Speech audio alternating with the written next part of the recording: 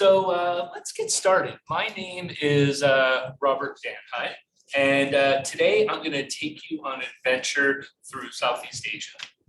And why don't we, this is my first time at this conference, which is very different. I attend, 4 to 8 conferences a year, and it's often the Research Chefs Association, the Institute of Food Technologists, IACP, but this is new, and I'm amazed I didn't know about this years ago. So let me tell you where we're going, how we're going to get there. We have 90 minutes together, and so it's going to be interactive. It should be, come on in, join us. Good morning, good morning. To me, it's a discussion, I hope. I've got a lot of things to go through. That's just part of the slides, but it's not, I don't want to push through them, but it's interactive. You're going to be tasting as we go along. At the end, dependent on our timing, what I'd like to actually do is I'm going to take you through mapping different cultural flavor experiences. And I'll tell you what that means. And then we've got some tools here for you to do it with some of the stimulus that you'll be tasting. But how long we have, it really depends on how the discussion goes. And one thing that was really awkward for me when I was packing to get here with a few things from Los Angeles and from Malaysia and Vietnam and Thailand was, do I wear a chef coat?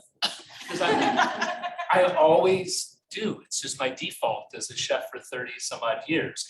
But this, I really wasn't cooking. I was heating things up. And so that was really odd. It was very telling of this next chapter of my life. So let's talk about what we're going to be doing today. So first of all, context.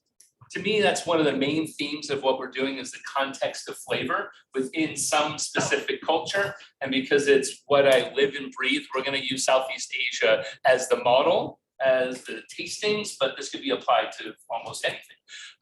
We'll talk about the building blocks of flavors, how if you think about it, everyone in the world grows, makes, buys, or sells an ingredient, a component that's made from a bunch of different ingredients, or a build, which is a recipe, a menu item, or something like that. It's kind of how the world works. And for the last 7 years, I've been codifying that, looking what it is. Not to say this is what it is, but more of a, to understand what's around us, what's there, not to define the only way to do that.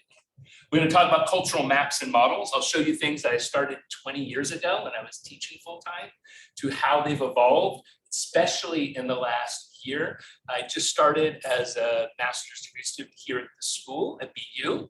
I'm super excited. It's the first semester. Intro to Gastronomy has changed how I think. It's changed what I want to do. It's been pretty incredible, and we'll talk about that. We're going to use peanuts because I wanted to take one ingredient, and when I was talking about the chef code, something that was awkward, I'm like, well, this isn't a culinary class, this isn't a cooking class, so we're going to talk about the food, we're going to taste it, but I could spend literally, and I do, an entire day on just the peanuts and the cooking processes, etc. So I'm going to have to resist to go deep into the culinary side of it because it's not really the exercise. Come on in, please, don't be sorry. Join us. Yeah, welcome. We'll do Southeast Asian peanut sauces. As I said, I'm going to take you through 4 different ones, 2 from Vietnam. Some of you filled out that poll, and I'm really happy to see very few people have had Vietnamese peanut sauce. And that one I've done 2 that are distinctly different, and we'll talk about why. And then we'll do a mapping exercise. Sound like a plan? Okay, awesome. So context. To put in context of why we're here, I think many of you may have used this or seen this in classes. I think it's a great example of looking at the 3 dots and how different they are, when in actuality, they're an identical color. So what's around us completely change our perception. And it's something, to me, why I've spent the last 30 years in Asia and over here going back and forth is I've met plenty of chefs and cooks. Let's get that out of the way. I'm a cook who became a chef. Probably half of my best meals in my life, if not more, from cooks, not chefs. And to me, the difference is, chefs not only know what, but why sometimes, but a lot of cooks do, but also it's a business. A chef is a professional. And like what Jacques was talking about last night, what a lot of people don't realize, it wasn't until 1972 that chef was a profession in the United States. Until then, you couldn't get a loan to go to school. It was, Louis Zafman is the person who lobbied for that and pulled that forward. So the chef, I think, is just a position, not anything superior to. So to put in context, my background is quite diverse. I started as a restaurant chef, right? Working as a dishwasher, worked my way up for 10 years as executive chef and just doing the typical path, a couple of years here, a couple of years there, went to culinary school at the CIA. And then I started teaching 10 years into it, and I just fell in love with teaching. And then the school opened up in California, called the Southern California School of Culinary Arts. I joined on as a chef instructor, became the executive chef, the director of education, and I'm 27.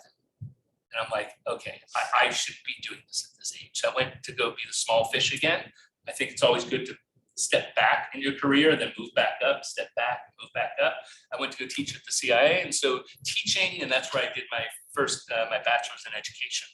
Then I started, when I left teaching full-time and I started my consulting business, I went into research and development and doing R&D for food companies, things that you find on the shelf, things you can find in restaurants. And I had time to write. So I published my first book. It's a pretty deep dive. I published it, all the photography, and wrote it. It's a pretty deep dive back in 2008. So it was a few years ago. And then I was invited to host a TV show in Vietnam called Taste of Vietnam. So it's a 26 episode docu-series going from north to south, like farming and cooking and all sorts of things. And then they invited me to be a top chef judge. It's me and two other Vietnamese people. And then I created a whole software system because I realized that we didn't have something to do field research. Like to go out and document, do qualitative research, but be able to quantify a lot of your experiences, to take field notes behind the photos and videos, to be able to capture all that. So that's been like the last 7 years. And then 18 years ago, I started a consulting company. And I do all of that, kind of weird, but now I'm here. And I'm doing, come on in, join us, no problem. And so that's my background. But really, when you look at what that means, from my perspective, what that is for years, I've used data. I've captured multimedia data in the field. To me, this is kind of the staircase of knowledge. I don't know what the official name of this diagram is, leadership challenges for big data.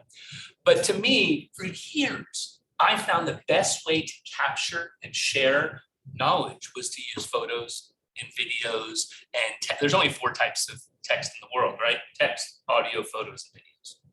And the rest are just hybrids of that. And so I started capturing a lot of different data, and capturing all this multimedia data, I had a bunch of information.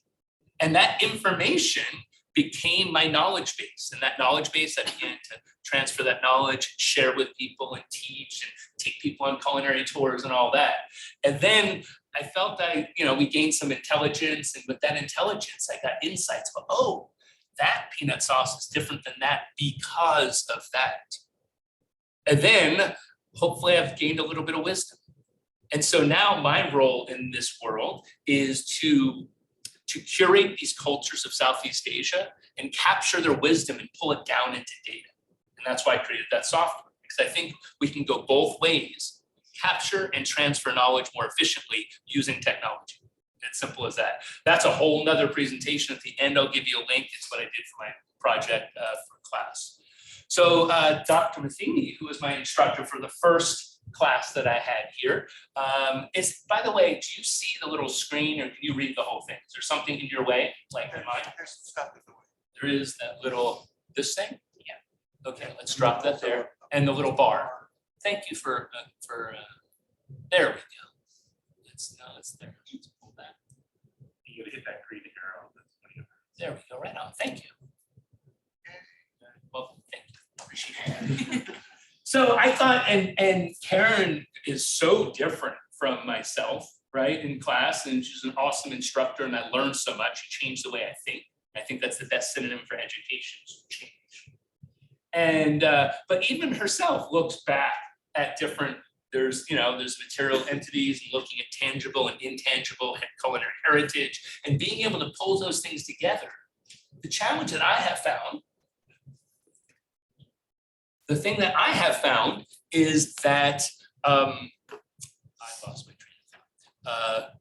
Being able to connect these bits of knowledge, they're trapped inside people's minds. It's why I travel and spend time with teachers around the world, but they can only explain so much. And so today I'm going to show you how I've been trying to figure out how to kind of pull that out of people's heads and be able to transfer that knowledge and understand the world around us.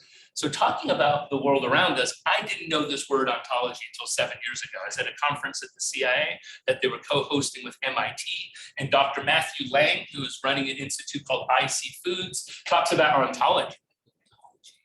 And then he started to explain, and it wasn't, he was going from a data science perspective, not what is existence, what's around us, and what is, but he was saying, how do we use data? Because if you don't have semantic connections between things, Google doesn't work. It's simple as that. Right? You can't ask questions in natural language if you don't have structured data of what's around us. So it's become a lot more nuanced and, whoop, there we go. But how many people saw The Matrix? Planet. And I think Morpheus said it quite well. What is real? Well, it depends on your perspective. And I mean, to get to the point of, I mean, our brains are just perceiving electrical impulses. So what is a color? What is a flavor? That's why I think sometimes, especially chefs, not that we're egocentric in any way, we say, well, this is the best one. That's the perfect salt. It's just bullshit. Everyone has their own opinion. And what they like is what they like. Now, there are ranges. And scientifically, I know that most of the population likes sodium at 0.75 to 1.25%. That's just common. But still, what do you like? What do you like? What's your background? And that's all independent to us. But I think what is real, oh, this is there any way to get rid of this one? I think that, right? There we go. Now we're talking. Okay, so let's so it's your flavor experience. On the left is a diagram I did some years ago, thinking about who you are as a profession, what you bring to the table influences your perception of flavor, right? Taste, sweet, sour, salty, bitter, umami, taste, everything. And we'll get into that in much more detail. And even people like Lucky Peach and this eater science. And by the way, at the end of this, I have a QR code that has all of this, plus a bunch of the papers, plus everything in a folder ready for you. So just relax, enjoy, but take pictures if it's something you want to follow up on. So your genetics as well. How many people don't like cilantro? Anyone? Well, 7% of the population, it tastes like soap. But that's genetic disposition to it. It's not their choice. It tastes different. So what is real? What is flavor? What is taste? It really depends on who you are, where you come from, what your background is, what you like, and what mood you're in. That's why that question, when people say, well, what's your favorite food? Favorite what? When? Like, what's your favorite thing to cook? Well, it depends. And I always say, respectfully, it's like, well, give me a situation. Is it Friday night? I'm with a bunch of friends and this. Am I at home with my wife cooking? The context of it to me is so important to what you enjoy, why you enjoy it, how you cook, what tastes good to you. So then and these are all work in progress, like everything. So this I was doing for my paper and starting to think, I used to have more of a graphical, beautiful thing I would do to the public. And I started using these concept maps to get things out of my head and have discussions. And so if you think about this, the temporal dimensions of flavor, we look at the past, we look at the present, and we're going to see what happens with the future. Don't know, but what we're doing today will change that. Ingredients that are introduced, historical events, are going to change the way the flavor profiles are. I mean, Thailand, how many people have eaten Thai food? That's just a silly question. How many people would consider chilies a necessary ingredient to cook Thai food? A lot of 80% of Thai food. There were no chilies in Thailand 600 years ago. Not one of any type. So foods change. Where you're eating impacts the flavor experience. The home is the street, you're sitting there. Street food, in my opinion, can't be served in a restaurant. It can be inspired by, but to call it street food, it's just not the same flavor experience. It can be the same taste. It's not the same flavor, completely different. And then why you're eating it, who you're eating it with, are you with friends or family? You get my point, right? So that's kind of just a simple model we'll get into.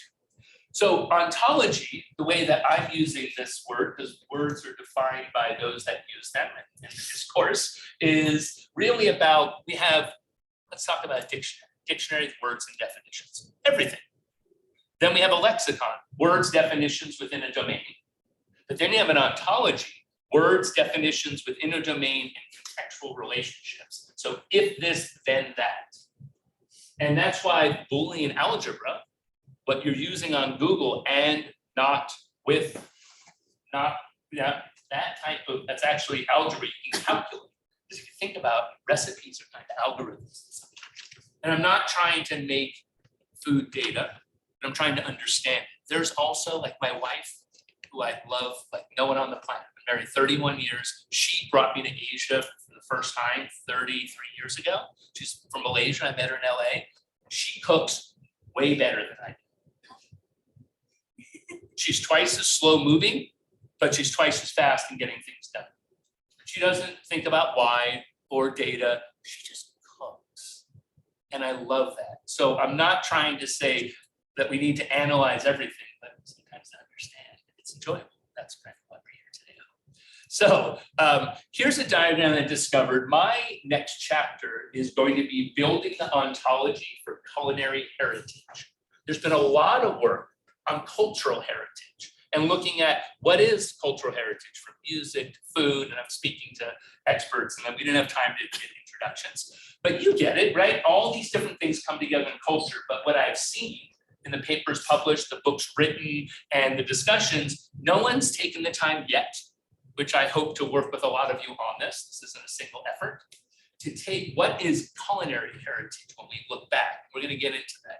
So I thought this was a great map. This is the best one that I saw, but notice it's part of this. It's the connections and the relationships.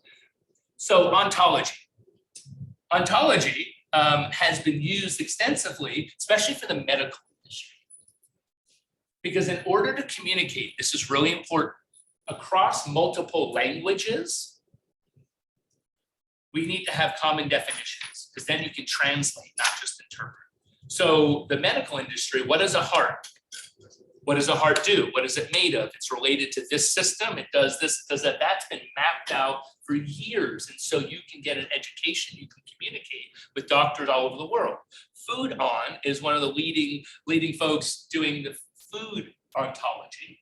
And this is I took a fellowship with IC Foods that's working with them. And I think a great example of, you look at what is a food product? Is this, it contains that, it might be that.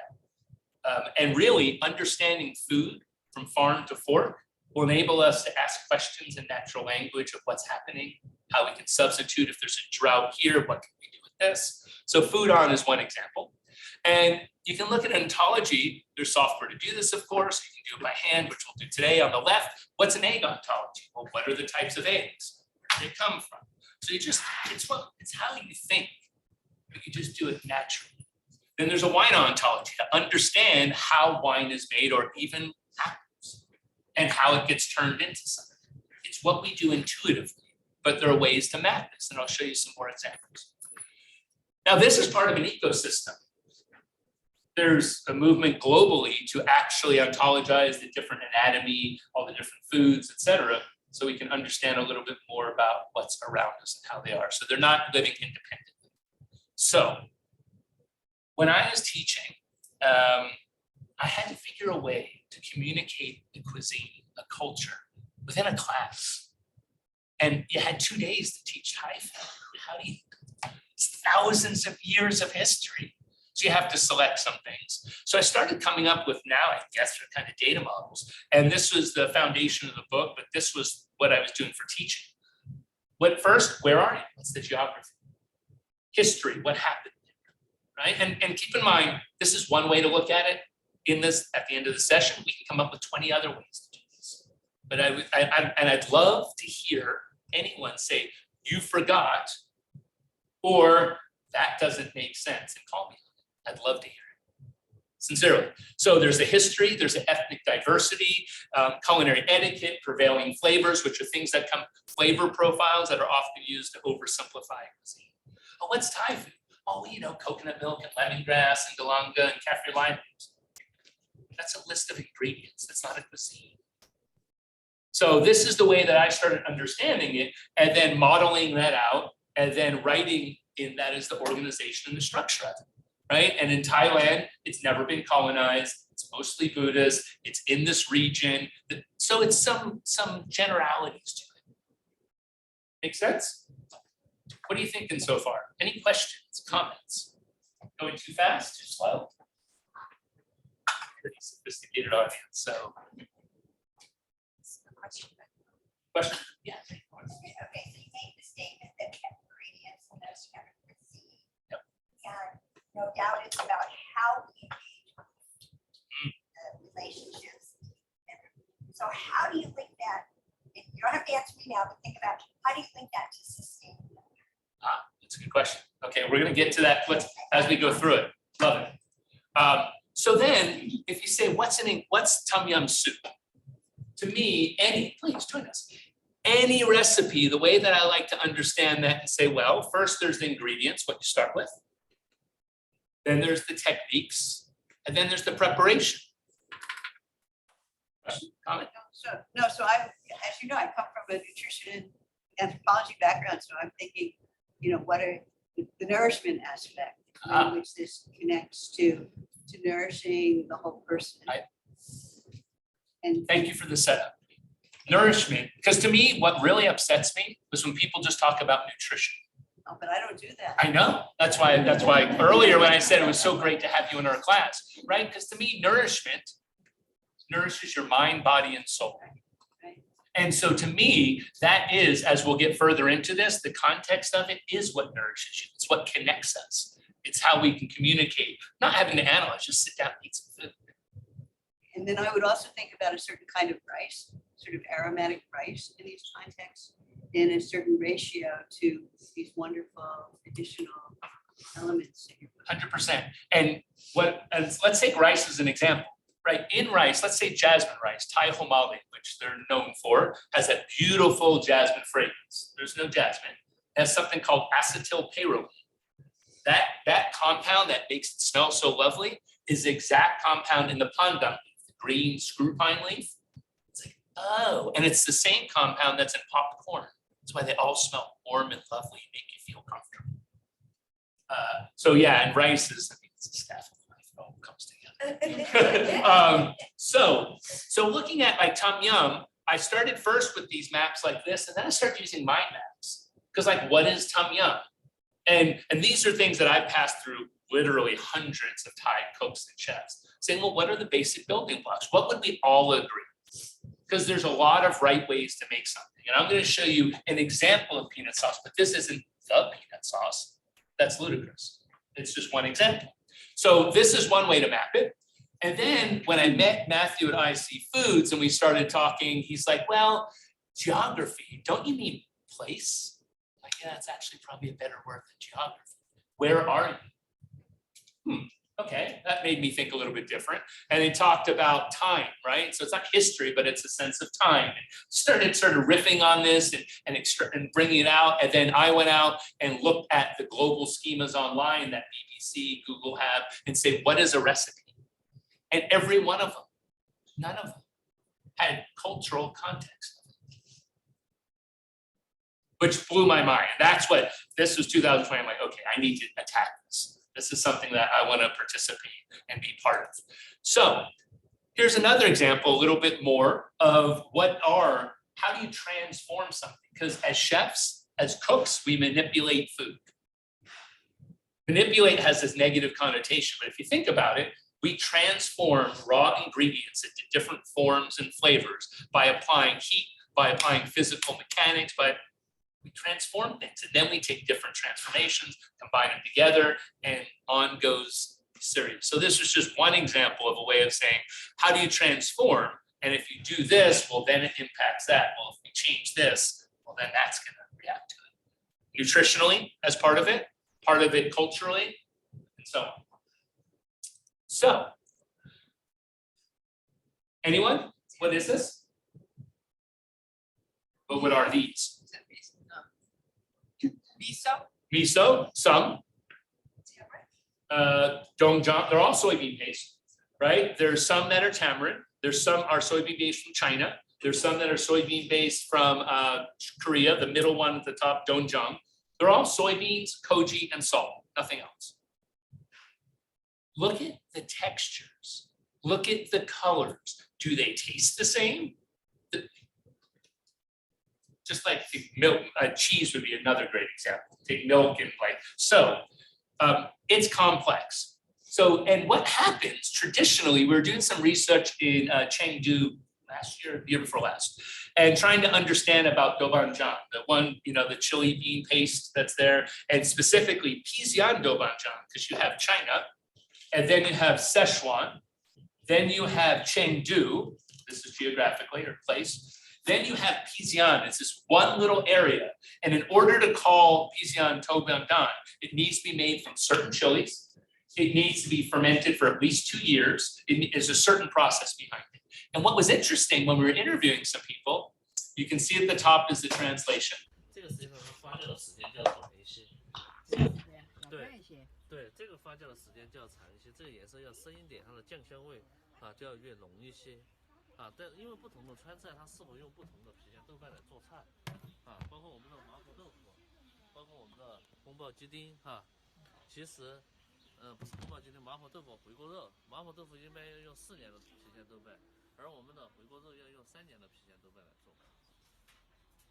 So the components, the ingredient was the soybeans, got combined with chilies and fermented. And based on the result of it, there's social norms, there's cultural norms of if it's this, then you do that. If it's this color, then you use it for that. It's like, oh. And that's what I'm trying to talk about today is what if you interviewed 1,000, 100 people, what would be the common things? And there's always, things that aren't the same. So that's one example. So I want to show you a 2-minute video. This is in Nha An, which is in central Vietnam, and Nam Dang is the area, and it's just a 2-minute video. Check this out. And then we roasted a whole cow. Well, they roasted a whole cow, and I ate it. So, right? Like, amazing. She walked down the street and pulled that long branch off. That's like. And so that is what I'm talking about, taking certain ingredients, applying a technique to it, and you're gonna have a resulting flavor that's completely unique to that. So interesting, nice story, amazing people, but what happened? Like to me, to understand from one, a scientific point of view, also a cultural point of view where I can communicate it. Well, so I tried to map that out. And, that's what happened. I know you can't read it. Again, this is on the drive that has everything ready for you. But my point is, it was a complex, it seems so nice and romantic and that is fine. But also, really, if I wanted to remake that, and I tried it, I brought back some of that yeast and I inoculated it and I got the soybeans, and then I went on a trip and I came back and I wasn't monitoring it. And it was the most foul thing I've ever smelled. Almost one of the most foul things I've ever smelled in my life. It just went bad. So I'm going to try it again. I still have more of the yeast. But my point is, you had inputs, different ingredients. Then you had processes that were applied to it. And then you had outputs that were completely unique to any other soy sauce in the world. And there's thousands of them. So many different varieties. So another way to use a map to understand the cultural aspect and get deeper into it. So let's get into some food, right? So we're gonna do a taste of Southeast Asia, my second home, and we're gonna focus on Malaysia, Singapore, Thailand, and Vietnam, where I've spent the last 30 years. I've been to the others, but that's what I know, so we're gonna have to use it. Okay, so another for this paper that I just did, I was thinking, okay, well, what is the historical context? How do I understand if I'm looking back what's there? And I just want to focus for today on the origin of the ingredients, because the almighty peanut isn't even from Asia. It's from Peru. And then it moved over and the Portuguese took it, and then it went here and went, and we don't have time to do that. It's another class. But it's amazing to think about, and if you'd like to, there's Story Map, what we use for class, the one that I use, that's interactive. If you want to take this journey, takes you through like 8 different slides. And then again, and then there's the video I had to I got to do for class, talking about it and leading through the experience of where peanuts came from, where they ended up, etc. But to me, it's just fascinating to think there weren't even peanuts there. And it's such an iconic ingredient to these cuisines. So let's start with Malaysia. Now, Malaysia and Singapore, how many people have been to Malaysia or Singapore? Have you talked to Malaysians or Singaporeans about the other country? Did you ever experience? There's a thing, right? Because remember, Singapore and Malaysia were one and separated, and Singapore's 12 miles by 22 is one of the most well-run countries in the world. It's incredible. Malaysia, again, where my wife is from, where I have a home, love it. It's big, it's not so easy, and it's been evolving for years. But 70 years ago, Singapore said, let's clean house and let's start over, and it's incredible. So this is all, I'm always careful to say this. Essentially, they're one cuisine. As much as Malacca in southern Malaysia is the same to Kuantan. Regionally, there's some regional differences, but it's one cuisine. No one invented chili crab, it's just silly. But culturally, they are completely different. And again, all these things, come on in and slip in because you're gonna have tastings. You wanna go in between something. So as I said, I can't get into too far of the background of each because the time I want you to taste. But the bottom line is, can someone grab this peanut sauce and just drop it on everyone's station? Just one of them. Thank you very much. I appreciate that, Matthew. So we're going to taste a Malaysian peanut sauce and Malaysian more so than Singapore, just because that's where I brought the ingredients from. So last week, I was home in Malacca, and these photos are from a market from the Bukit China market, so the Chinese hill in Malacca. And I found this man, and I was doing a lot of research on these. And then I went to a baking supply place. We have this romantic vision of always going into the wet market, and it's wonderful. But there's also supermarkets and hypermarkets, as they call them, and that's okay. There's still peanuts, and most of them coming from the same place. But when I met Mr. Ling on that market on the left there, his stall, third generation, they've been selling ingredients out of this market. I've been buying from him for 25 years, never met him. So doing this research, I was able to talk and say, hey, tell me more about these peanuts. And he said, well, there's actually two. The large peanuts we use for boiling, like for soups and snacking, et cetera. The smaller ones is what we use for frying and making for the sauce. And then I went to a baking supply place on the right. I know this might not sound important to you, but it was amazing to me. The ones on the right are sliced peanuts. Now, who has used sliced almonds in baking? Right, certain purpose, because it's a different texture, back to the whole ingredient.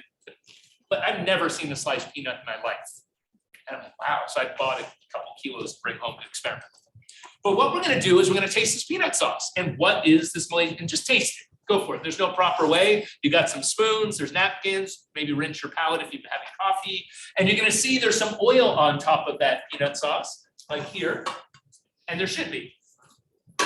So that is a typical Malaysian peanut sauce. One of the first recipes I learned like 30-something years ago, Lajis, a gentleman that had 5 stalls in Kuala Lumpur. I convinced him to come over to my mother-in-law's house. We sat on the floor, used the bosong, and pounded it, and did everything from scratch. Now you're gonna see it's super sweet. It's super salty, lots of lemongrass, and the peanuts in there have been deep fried. And 90%, and I would say that with confidence, of the peanuts that in Malaysia that are used for making peanut sauce are deep fried. So what we're gonna do also is I'd like you to just grab or use one of your spoons if you're concerned about that. Here's raw peanuts. Taste that first. Then you're gonna taste deep fried peanuts. And notice how dark they are intentionally. They're on the edge of like, shit, that's almost burnt, but not. That's the point. You have to push it, push it, and push it. Otherwise, it's not going to taste like a Malaysian peanut sauce. It can taste delicious, but it won't have the proper taste. So taste the raw one. It's in the husk. I deep fried them, I cooled them, and then I just remember the soybeans you just saw? You take some of the husk off, but you don't worry about it because they don't. Just, it doesn't have to be like that. So taste the raw one and go, oh, that's a peanut. Then you taste it deep fried, you're like, oh, wow, that's a peanut. And they're ground very coarsely. And so you can see here how coarse, you just pass that plate here.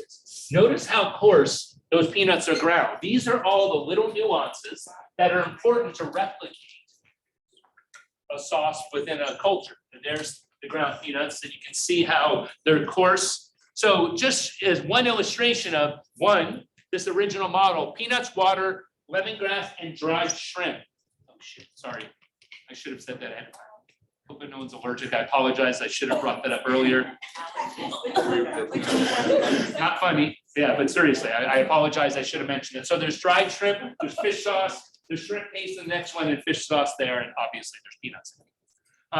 So every one of these sauces you're going to see have a different umami driver, so to speak, right? That savory, that lusciousness, that savory. So this one has dried shrimp that have been pounded or ground into the rimpa, into the spice mix. The next one's gonna have fish sauce, and the next one's gonna have something different, or shrimp paste and fish sauce. Yes. Question. The Planters peanuts are so different than these peanuts. This must be. Couple reasons. Regional. And Planters peanuts, being the brand, right, are runner peanuts. There's 5 types of peanuts grown in this country. Peanuts have expanded, and China is the largest grower. And as I bought peanuts on this last trip, the last couple of weeks, I bought peanuts in Vietnam and went to the market and interviewed people. I went to people in Thailand. I went to people in Malaysia. Every one of them was selling peanuts from Vietnam and India and China. That's where they all came from, which was kind of interesting. And in Vietnam, they weren't all grown from Vietnam. They actually brought in the larger ones from China. Some are grown 70 days, some are 120 days, again. So the Planters peanuts, they are deep fried as well. But I did these a couple of days ago, and I was kind of stressed out about doing it 5 days ahead because I was in LA. I didn't want to deal with it here for obvious reasons, although this kitchen and the staff has been amazing. They're okay, but they're seasoned. So do you buy pre-roasted peanuts? And that was something I wanted to show you here. That's why I did that. I'm going the wrong way. Check this out. That's why I had that picture there. Right here on the bottom right are pre-roasted, pre-ground peanuts for peanut sauce. They're dark, they're deep fried, and yum. So you can use that, but it just won't taste the same. But it could taste good, right? I mean, but it would have salt on it, and that would screw up everything. I wanted the soda, but Malaysian peanut sauce has salt, no fish sauce. So that's Malaysian peanut sauce. And on the right, most people think of satay is what's served with peanut sauce, which is true. However, in Malaysia, they have on the right, yeah, you're right, is satay chalut, which means dip. So there's grilled satay, which is the most popular type. I brought back 2 satay grills from Malaysia this week. I'm teaching a class on just peanut sauces for an hour next week. And the thermodynamics of a satay grill, we can spend a day on. Why you don't grill marinated meat from Malaysia on a regular grill. There's too much metal, there's too much contact, there's too much sugar, it'll burn. Satay grill has a bar going across it. It's only this deep, and there's always a fan on. Otherwise, it would light on fire and burn. So again, understanding how to replicate a cultural flavor experience requires those little nuances from my perspective. So, what do you think of the Malaysian peanut sauce? And we have more, and you want to save some. And if you don't, I have some backup because you're going to taste it later, maybe Matt will. Any basic feedback? Yeah, just as a recap, the 2 peanuts, one was raw, one was dry roasted. No, deep fried. Yeah, so that one was deep fried, and the ground is The ground is the deep fried one. deep fried. I just saved some before when I was doing my mise en place, right before I made the sauce. I just put some aside so you can see. I'm assuming that with the way you fry the peanut, it also depends on the oil you use. So wouldn't that also alternate the flavor when you fry it? 100%. And Because, depending, for example, you might have used olive oil, but if you were to have used, I don't know, for example, I'm just throwing oils out here, but like sesame oil, it would alternate the flavor of what you would get. very good, very great. It's like, for example, this kind of reminds me of, obviously, as you know, chiles in Mexico. One is a chile pasilla, which is the fresh chile, and then you get the chile chipotle, which is the same chile, but dry. But when you cook the 2, it's a completely different flavor. Yeah, so the oil you use, so that's why the recipe says neutral flavored oil. Yeah. Over in Malaysia, the most popular brand is called Knife. Malaysia is the largest producer of palm oil in the world. So almost all the cooking oil there is palm oil. Talk about sustainability, that's a whole nother can of worms. And but what the knife oil has in it, which is fascinating to me, it's a blend. Most oils in Malaysia on the shelf in the retail are a blend of palm, peanut, with a little bit of sesame. So yeah, it would make a difference. This I stopped buying canola oil for a bunch of reasons. And so I was using, I don't know if soybeans are better, but I was using a soybean for that, so it's neutral, but then I fried the peanuts, then I took that oil to fry the rimpa. So another thing, sorry, check that out. That's the spice paste after I cooked it. So I pureed it, pass that back.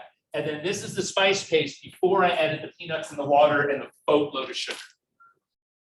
I can use less sugar in it, but I didn't want to do my interpretation. I wanted to give you a taste of what would be there most of the time. That's how it's made. You can cut back 20% and still be fine. Which kind of sugar are you using, like? Cane sugar. Great question, which we're going to get into on the next recipe about different types of sugar, and you'll taste those as well. So they use cane sugar almost exclusively, except for in some recipes, they use palm sugar from Malacca, where my house is called Gula Malacca, and you'll taste that in a moment. But with peanut sauce in Malaysia, it's almost always, there's no always, cane sugar. You with me so far? Okay, I know it's a lot, but there's so many things to talk about. Okay, so Thai culinary identity. We talked about Thailand. Now this is if you ever go to Bangkok, you must, and this is a requirement, go to Ying Sharun Market by Dong Muang Airport, the old airport. It is the most beautiful market ever. And so these are some pictures of just peanuts in an hour. And this is like 3 of 20 stalls that had peanuts that were roasted, that weren't roasted on the right, all different varieties. You're gonna taste that peanut sauce next. So let's do that. If someone could pass this peanut sauce out, anyone? I would appreciate that. Okay. So now you're gonna see with the Thai peanut sauce, what makes it different. One, it's based, they use a red curry paste. And no, not everyone in Thailand makes their own curry paste. Not everyone in India makes their own curry powders. It's a romantic story that's just not true. So the curry paste, I picked this brand specifically, Masri, because it's wetter than the Ma Ploy, which is another popular one, and it's drier. With this one, I find is more like making it.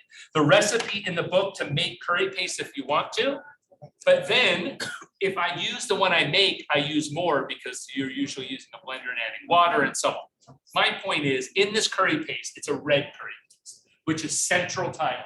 And in central Thailand or south, you'll see inside that picture I tried to illustrate, there's kaffir lime, usually the zest, not the leaves. There's coriander, white pepper, galanga, right? This galanga, ka, as they would call it there.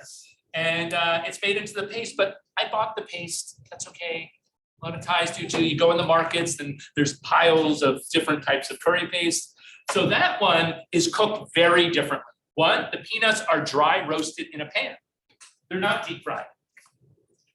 Very different. And in Thailand, same thing. You can see, look at the inconsistency in the roasting. And that is deliberate. That wasn't me just being a chump. They're not supposed to all be the same. They dry roast it, and I kid you not, it'll take 20 to 30 minutes to roast it in a pan, stirring it occasionally. You can see it sometimes there's charred places, sometimes there's raw places. That's what you're looking for to get that flavor. Now, sometimes they're oven roasted, especially in contemporary recipes. Get a question that identified ones without shellfish. Ones without, this one has shrimp. Let me make sure that, check. Some have shrimp paste. No, they don't have shrimp paste in this curry paste. Often there'd be gabi. So there is no shellfish in it, although there is fish sauce. So the different thing about Thai peanut sauce is the peanuts are ground really fine, like butter. Almost always. You don't see a coarse peanut sauce. That's just, I'm not making it up. I'm just telling you what I've seen.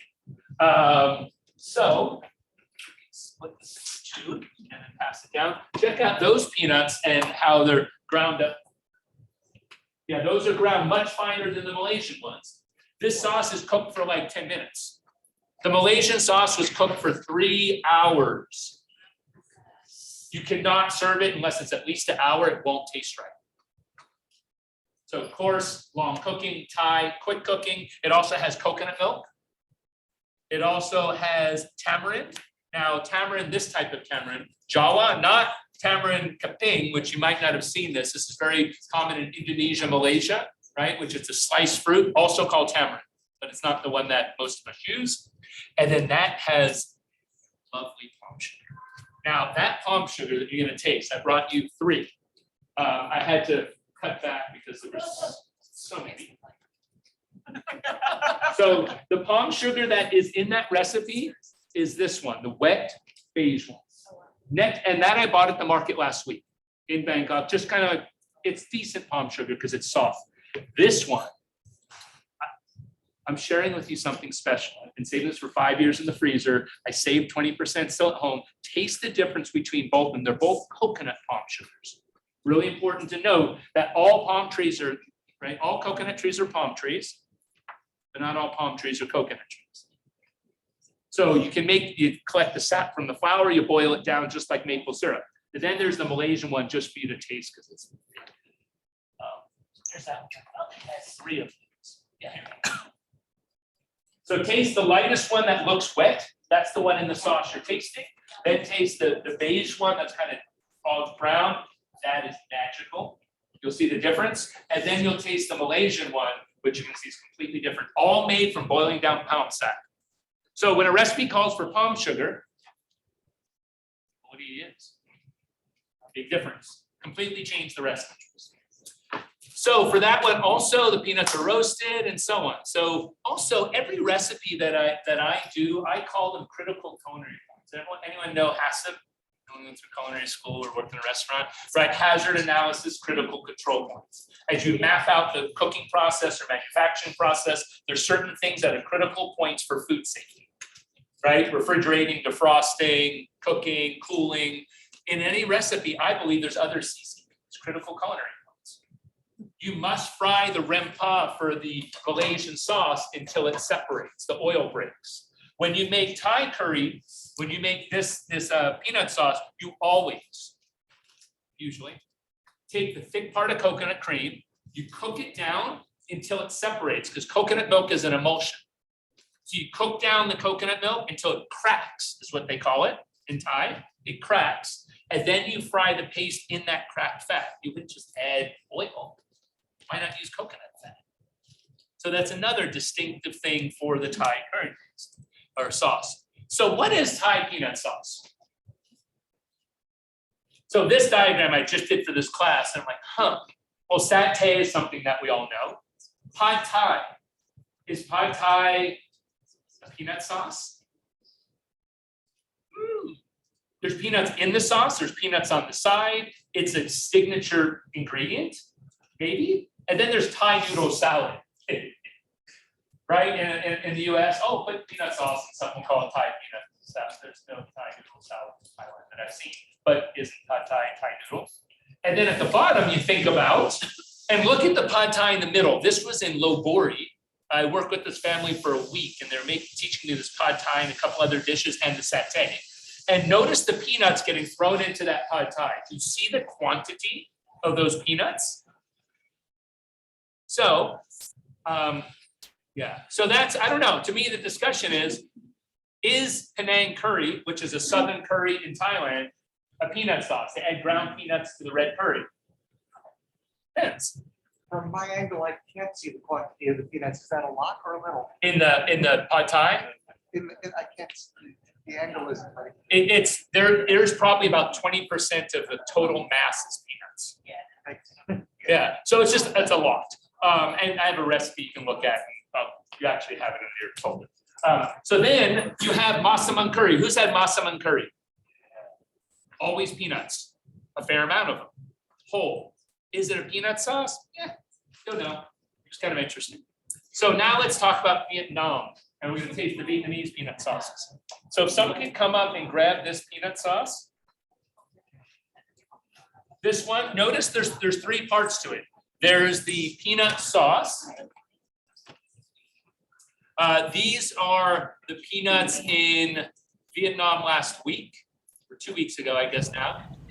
This one was explaining the different peanuts how they're used, why they're used certain ways. This was the 70 days. Small ones are used for frying as a snack. The large ones are used for boiling, similar. Different quantities, qualities, and price points and just kind of market within that culture. It's really important.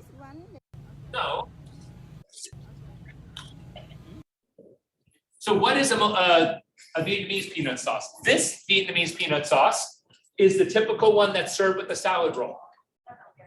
The peanuts are pan roasted as well. You can see the picture on the left. It's based on, usually it's a type of soybean sauce that's remarkably similar to hoisin sauce, and it's what most Vietnamese cooks use now. Just hoisin sauce. Right? Doesn't have to be its brand, it can be anything, although this is the gold standard. It also has fish sauce added to it. Something interesting about cultural flavor experience is everyone knows fish sauce and how it's some of the best fish sauces made in Phu Quoc, Vietnam. This fish sauce is a Vietnamese man taking anchovies from Monterey Bay, California, talk about sustainability, and taking Cargill salt from San Francisco Bay and making the best fish sauce I've ever tasted in my life. $25. It's made in America, paying people reasonable wages. I don't know, is that sustainable? So that's and notice how on that, traditionally, you'll see there's some chilies on top. And I was just at this Thai Fest, the show in Thailand, and this guy was making tung ut. Sriracha is not Vietnamese. It doesn't belong in your pho, number one. Traditionally, they make tung ut. They serve it, and if you like it, eat it that way. I'm just telling you, when you're eating pho, you have the chili sauce or the hoisin on the side. You take the meat, which is not very flavorful, and you dip it, then you eat it. But to take this broth that was simmered for 4 to 6 hours and put a bunch of sweet sauce in it, like, really? Point is, there's some chili sauce on top, some toasted peanuts, and that is very typical in Vietnam. Now, anyone want to give me a hand for a second? Come up here and portion this one. Come on, behind. Thank you, chef. Now, this sauce, it wasn't part of the plan, but I just had to make it because I just came from Nha Trang, Central Vietnam, and they make a peanut sauce. Here, just do boom, boom, boom. This peanut sauce, you probably never had. It's made in, it's used in Nha Trang. There it is, for nem nung. So nem nung is a pork sausage that's usually been smushed on a chopstick and then grilled. Believe it or not, like around a chopstick and grilled. It's served inside the salad roll, but what's unique about nem nung kun, it has, my pronunciation's horrible, is they take a spring roll wrapper, like a Chinese spring roll wrapper, they roll it up and deep fry it. And then you drop it in the middle. That's what's in there. So you have the rice paper on the outside, crispy spring roll in the middle, wrapped up. Hello. And then it's served with a shrimp pork peanut sauce that's thickened with sticky rice. Like, what the? Well, I've never seen that before until I was there. So I made some. And one thing I just want to bring up about oversimplifying recipes. What's this? What do you do with it? You can deep fry it, you can grill it, you can dip it in water, but in Vietnam, because the moisture there, it's never dipped in water. Like, it's always just rubbed with moisture because it's moist, but we're in a different environment. But at the table, like these are kind of old, they're 2 years old, so they're brittle. This is the rice paper that you use to eat grilled meats, etc. On the table, there's a strip of this, and it's that banh means cake, like crab cake, pancake, black bean cake, anything banh is made from a dough. And so these you use at the table, and you just put grilled meat, you put shrimp, you put all things and just snack on it. Completely different, it's just rice.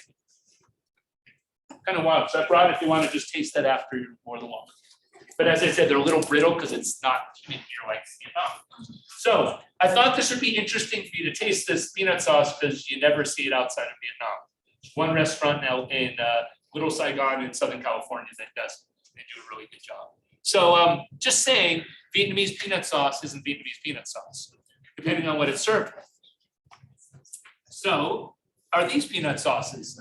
Many of you have probably had in a Vietnamese restaurant, the cool noodles with the grilled pork, right? Bún thịt nướng. Lots of peanuts.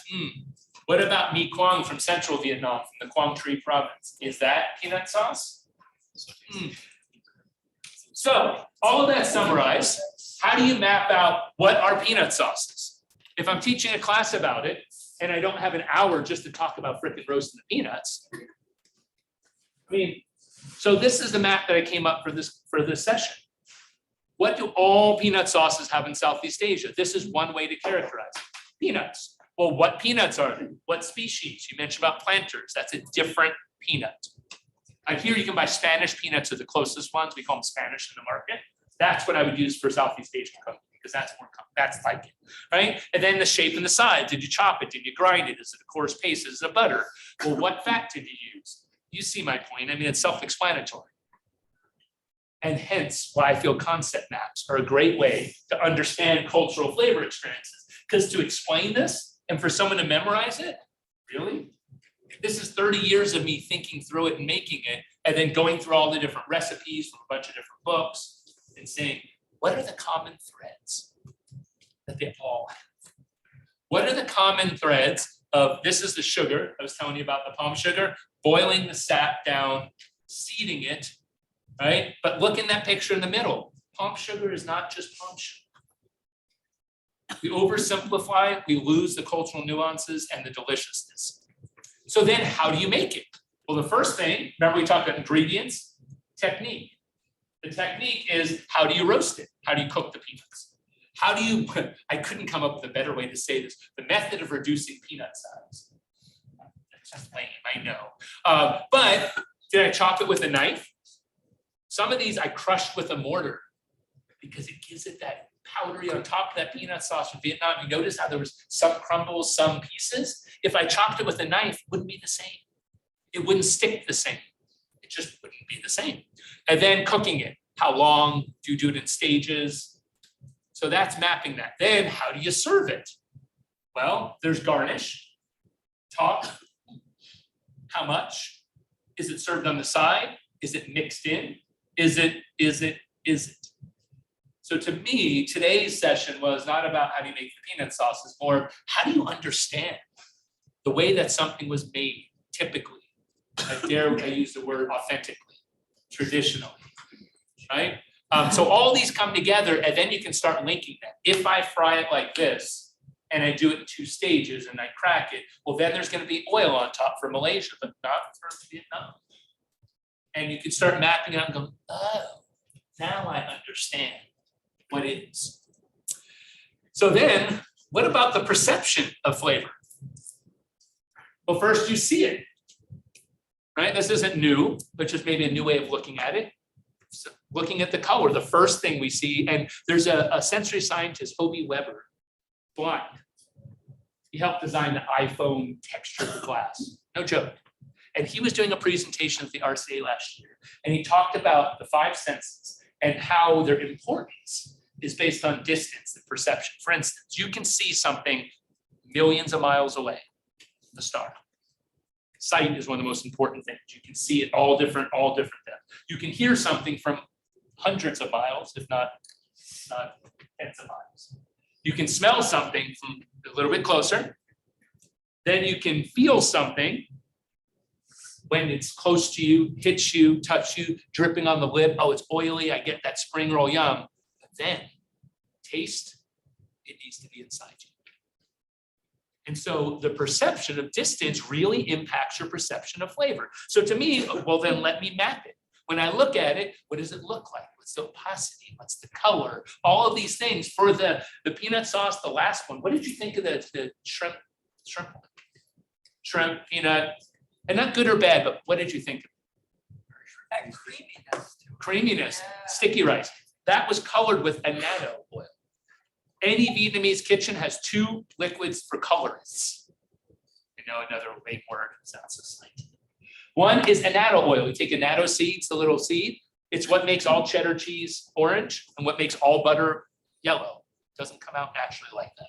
To make it consistent, all manufacturers use annatto as the color. And so every Vietnamese kitchen has annatto oil and burnt sugar. syrup to color things, and this gives it color without making it spicy. Lots of soups like that. So I see flavor, I smell flavor, I taste flavor, and then I also feel it. And when I say feel, you really want to get into what is the sensation of chemesthesis, right? There's touch, there's pain, and there's temperature. Those are the three modalities of pain. Not a taste, it's a sensation. If you eat more spicy foods, you will numb those nerve endings, and you can taste more spicy foods. It's a physiological thing. It also reacts with preference, but the more you eat, just like this, that hurts. You keep doing that, I don't feel it anymore. Same physiological thing for spice. So if you don't like spicy food, just eat them more to make you sleep. Okay, so lastly, how do you illustrate those tastes? Flavor wheels, old school, right?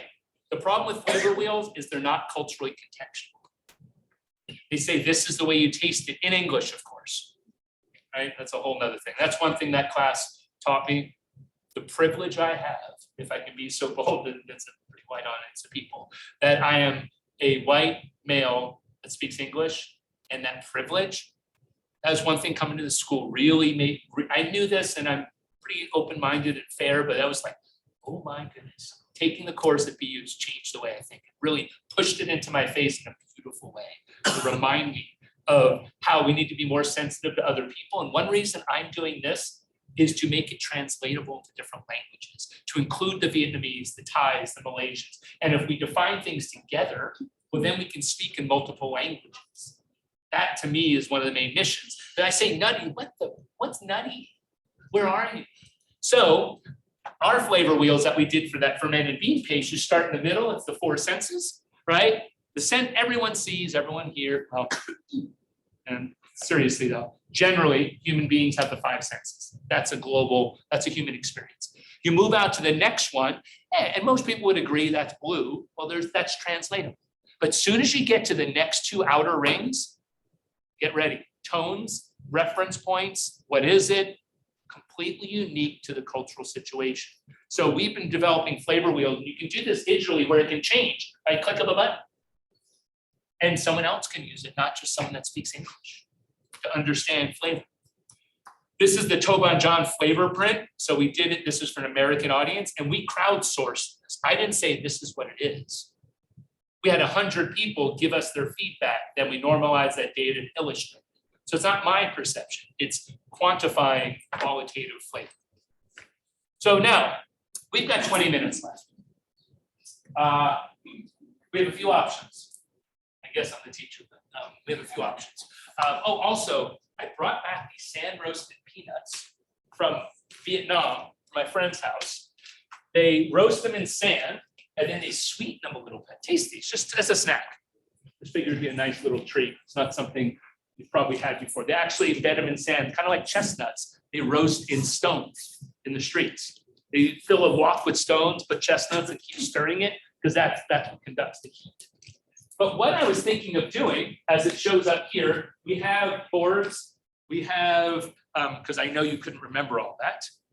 I have all these maps, the basic ones. So I was thinking we could break it, we can just have a discussion as one option. Another discussion is probably a bad idea to open this up to everyone. But one, you can map an ingredient, taste one ingredient and map it as a group. You can map an entire flavor experience as one of the peanut sauces. You can say, hey, what's just the spice level of this sauce? Or you could do a flavor wheel based on what you think, or we can just talk. Okay, we're gonna vote. No, seriously, why not? It's democratic.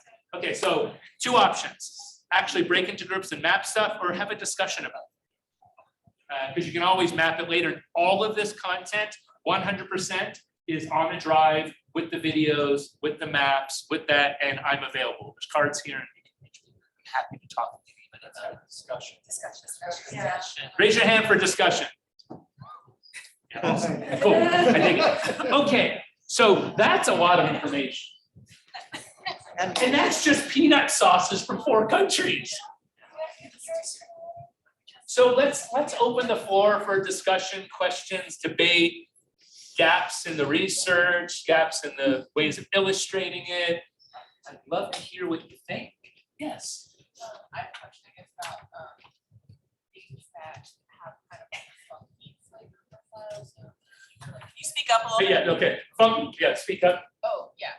So I was curious about like the funk factor.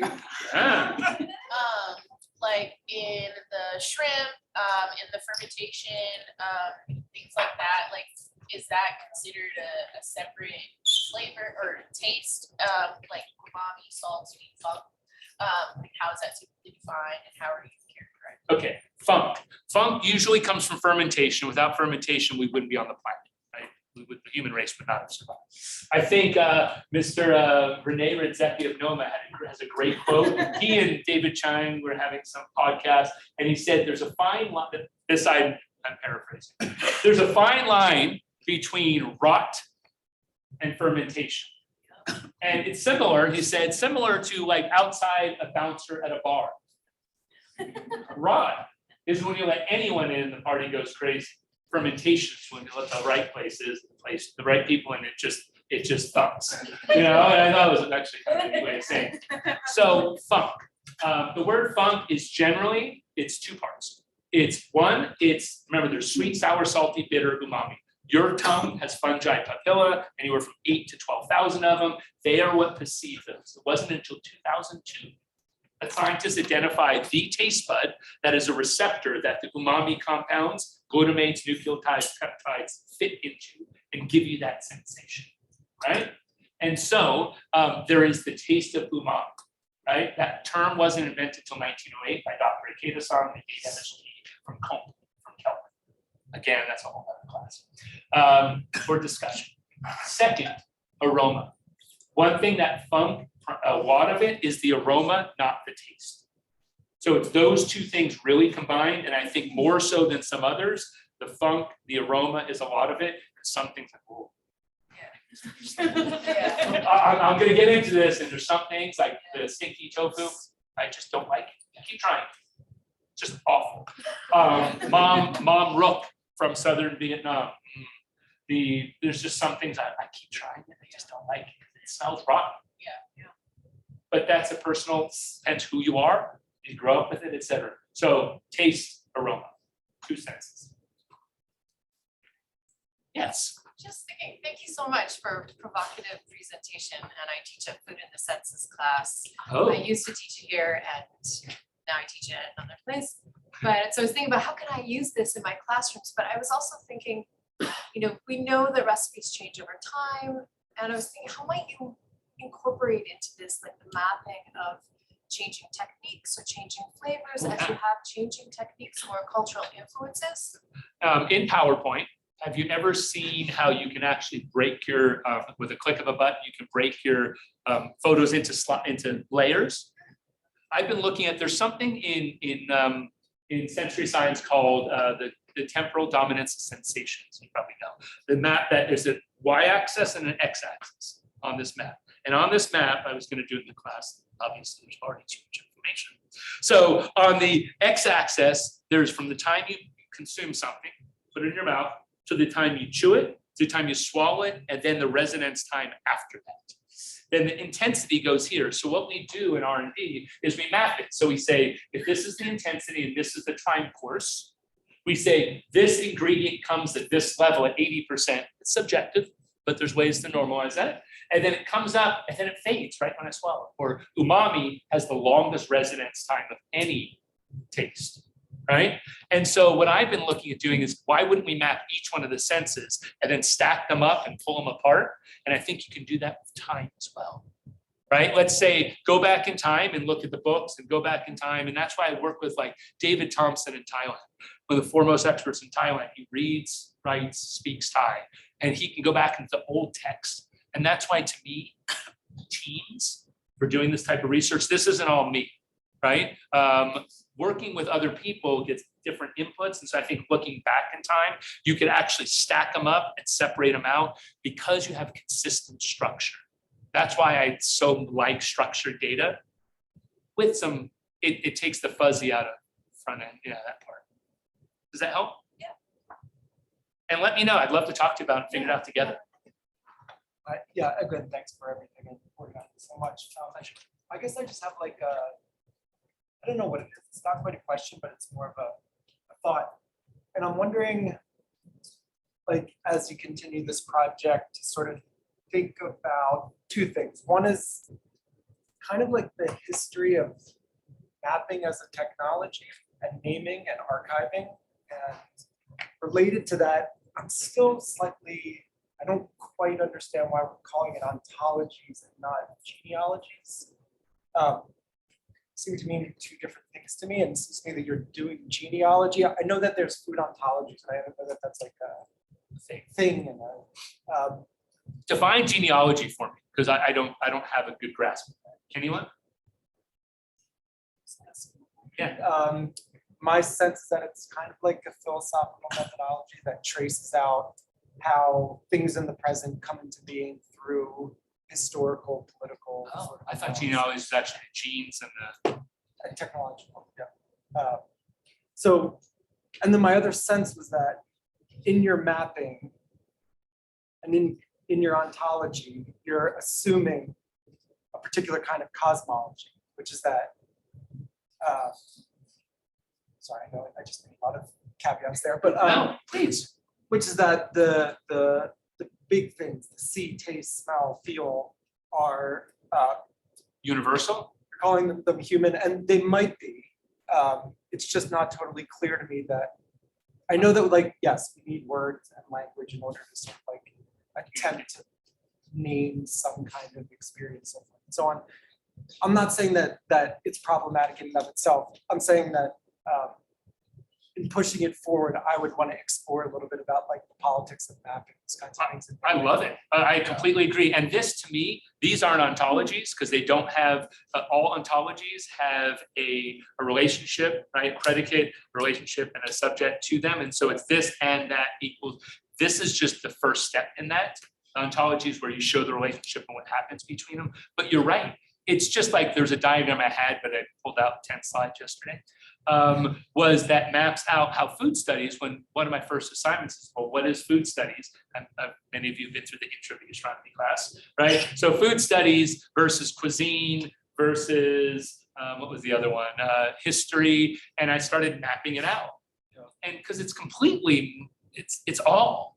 It's not one or the other. This is just isolating one part to talk about it. But yes, I think genealogy, how have the peanuts changed? Because of genetically modifying things. Is that a good or bad thing? Whether it be grafting or whether it be some scientist in a lab adding an animal gene into a plant. Scary to me. So yeah, I would agree. I think we need to include that in there and then it gets even more complicated. Yeah, I love it. in a fun way. That's the Yeah, way. well, I'd love to talk to you more about it. Well, that seems to tie into the point that she made, though, that it is like genealogy applies over time as well. So it seems like your 2 points are in conversation. Oh, this is such a great audience. This is such, yeah, I belong, yes, yes. When you were, I want to step back for a minute when you were talking about the mapping related to somebody's question over here. So you talked, I don't think disappearance was the word you used when you, once you swallow. Oh, yeah, the residence time is what residence. How do you differentiate from a data perspective? How do they, experts, just differentiate between the Residence time, whatever, sure. residents Aftertaste? adaptation? Oh, Because that's a whole other element, right? The well, brain large groups of basically- samples, yeah. Yeah. And there is, it's still a subjective experience. And how you feel today and what you ate and all that, your taste buds, is your mouth dry? Is it this? There's so many variables. And that's why to me, it's like, hey, I want to get 80% there and I'm okay with that. This isn't the way, but it's a better way to do it. So to me, large subject, lots of people in different environments. That's why sensory science can go on for days. Sitting in a box, tasting something is just annoying. But if you're trying to isolate one element, I understand why it's done in the food and beverage industry. But to me, that's why I developed Flavor 360s to go out into the field and taste in context of where you're tasting it. Yeah. Tasting a menu item in a room with a controlled light is not the flavor experience you're gonna have at the restaurant or at home. Well, it tasting a menu item when you're sitting alone and able to focus Completely. is totally different from sitting in a crowd of That's why people who are focus having group- an amazing social experience. Agree. And hence why through technology and using sensors and there's so much, that's a whole Right. conversation. Thank you. Oh, you're most welcome. This is great. Going back to the discussion of ontology, I think it's really interesting. First off, again, thank you very much. It's been a really enlightening experience, and I think this can be obviously applied to different culinary cultures. You know, this can be done in, you know, Japan, you know, Latin America, etc. We can go on. But I think what would be interesting to track as well is not only just isolating, you know, a single ingredient, but also kind of taking the single ingredient and going, as we have discussed, back in time and seeing what, like, for example, I'm just gonna use Mexico because that's what I know. Just a little introduction, I work at a Mexican food museum in Los Angeles. We opened a year ago, so we're focused on telling the history of Mexico, and it's on the culinary perspective. Yeah, we do cooking classes, we're free. Attend the classes, once a month demonstration. But to continue, is, for example, if you were to take something like, it's mole. If you were to take a dish of exquisite mole, or even, you know, take an ingredient out, or get, you know, take a mole, and again, we have 32 Well, states. yeah, they don't. It's 32 states, you will never get the same thing. But if you were to say mole, mole negro de Oaxaca, What for year? example, which is very specific. If you were to go back in the Mesoamerican era, back into his time and see what ingredients were used then, pre-colonial, post-colonial, Mexican Revolution, industrialization, you know, on and on, to track what ingredients were taken in, was taken out.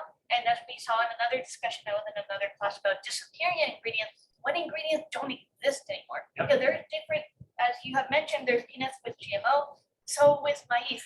There was hundreds of varieties of different corns that they could have used, but they no longer exist. So how does a corn that does not exist provide a flavor profile that today we just do not probably have, unless if we go scavenging with those heirloom corn producers?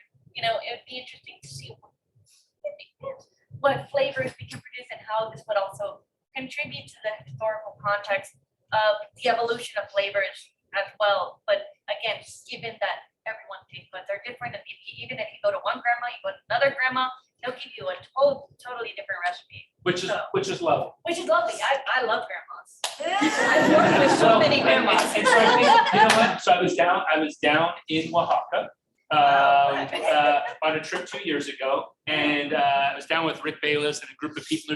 There was an archaeologist on that trip. Yeah. And she said to me, and I didn't realize this, it was one of those kind of like slap in the face, like, oh. And I was telling her about what we were doing with technology to do field research and understand people and interview them, and to do 10,000 grandparents. And she said, well, you know, there's this thing called codified. Archaeologists use this now. I'm like, what do you mean? She goes, people think of archaeologists as always looking backwards and going and excavating, right? I'm naive. I just started the program. I'm just a student. But she's like, no, every week, every month, they go to sites now and start documenting. Like, well, that's what I do. That to me is what's so exciting now about using technology and people to interview and document as it happens. So 200 years from now, if there's humans thinking like we do, they could look back and actually have real videos and photos and samples, and that's why there's seed banks. I don't know what I'm going to do with all this, but I want to save some of it. Yeah, that's why. Yeah, and I want to do what we did for Mexico and Asia. We'll talk about this. So over the 30 years that you've been doing this, have you seen any recipes changing? Oh, yeah. Like how have these countries changed? How have the countries changed? Yeah, okay, so in the last 30 years, as I've seen changes, and you know, it's funny you say that. I haven't, yes, I'll give you a couple examples that just come, but it's something I should do and look back, because I've been taking photos that whole time. I have terabytes of just drives of stuff, and that's why it drives me crazy. I'll just take pictures and there's no system for us to do it and share it, talk about it and analyze it, right? So looking for funding to rebuild the software system I built. I closed it as a business for the food and beverage industry because I don't want to help the companies do that anymore. Well, you can They have them, yeah. Before- I have floppy disks with some of my Before the stuff. floppy disk, Yeah. before that. Well, that's the thing. At this point, at this point, I'm just gonna put a stake in the ground and say, I'm gonna start now and go back far as I can and not worry about the rest. So I think one, sweet. Oh, it's terrible. The amount of sugar used, especially in Malaysia and Thailand, has just skyrocketed. And health impacts of all that. So, and movement, and that's another discussion again. And I have seen a lot more cheese. They love cheese in Asia. And not just a little bit, but I mean like a lot. And so, yeah, and mostly mozzarella, like a mozzarella style that's stretchy. So cheese is being introduced into foods that you wouldn't expect it to be. Look at the green corn dog, I guess. Yeah. Silly, like that, just a hybrid. But silly, to me, there's a difference of food evolving over decades, centuries, millennia, as opposed to a cook or a chef saying, oh, I'm gonna start adding blank. Well, here's one. So a good example. In Malaysia and Vietnam, in that area, aseptic packed stuff, aseptic meaning these things, right? Retorted things that can, they've been doing this with milk for, I don't know, 30 years or something. Since I was there, this has been around. Then coconut milk, right? They've been doing that. And also canned milk was, I guess, a necessity because when I was there, refrigerators weren't as common, especially in Vietnam. A lot of people didn't have them.